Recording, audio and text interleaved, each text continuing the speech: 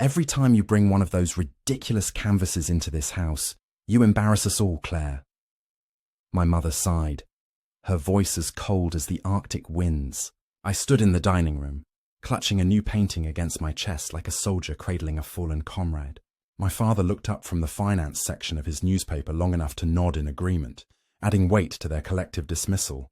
My brother chuckled, eyes gleaming with that cruel sense of superiority that only siblings can muster. "Give it up, sis. Not everyone's meant to be a Picasso." I tried to respond, but the words caught in my throat, choked by the tsunami of shame and doubt crashing over me. I turned away and walked out the door, each step heavier than the last. As I closed it behind me, I felt a finality settle in my bones, a clear line drawn between their world and mine. Once outside, the city embraced me with its chaos, its indifference serving as a salve for my wounds. I wandered aimlessly until I found a small cafe, its windows filled with paintings of aspiring artists. The owner, a warm-eyed woman named Maggie, offered me a chance to display my work. She didn't ask for explanations or credentials. Compassion radiated from her acceptance, reigniting the spark within me.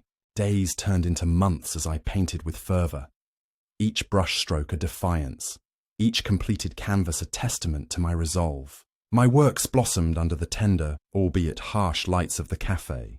It wasn't fame I sought, it was respect, my own if no one else's. Late nights morphed into early mornings as the city watched me transform, a metamorphosis born of determination and unyielding belief in a future crafted by my own hands. As seasons changed, so did my circumstances. A gallery owner, captivated by an impromptu visit to the cafe, offered me a spot at a prestigious exhibit downtown. My art was finally seen, talked about, loved even. Sales poured in. The funds were less important than the validation, but they allowed me to rent a proper studio, a sanctuary drenched in sunlight and promise. I lost myself in the hues and textures, the once mocking laughter of my family now faint echoes drowned out by the symphony of brush on canvas. Years spiraled by. My name graced magazine covers, and my art fetched sums I'd once only dreamed of. The Cinderella transformation, the magazines called it.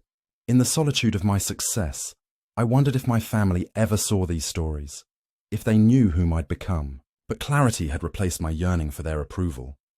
I was content knowing my journey was mine alone. Then fate, in its peculiar way, beckoned me home. An invitation arrived. A family gathering, a possibility for reconnection, or perhaps for closure. I hesitated, the old wounds slightly aching but not festering.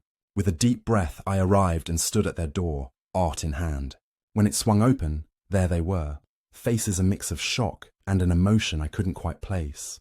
No words were needed as I handed them one of my latest paintings, a vivid landscape, a reflection of my journey. My mother, her eyes now softened with what I hoped was regret, traced a trembling hand over the frame. "Claire," she whispered, her voice catching on emotions long buried. My father, now hushed and receptive, stood in awe of the piece, perhaps realizing for the first time its worth beyond monetary measure. My brother approached, his cocky demeanor now stripped by genuine admiration. "You really did it." This moment was my quiet victory, a triumph not over them, but over the chains of doubt they once bound me with. The room was silent, no longer with judgment, but with understanding. I'd come back not just as Claire the painter, but as Claire the victorious, the one who'd persevered where they thought I'd flounder.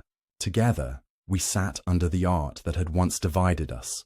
No words spoken, just an acceptance of what was and what could be. And in that abiding silence dwelled the greatest masterpiece of all, a family's reconciliation, splashed with new colors of respect, understanding, and hope.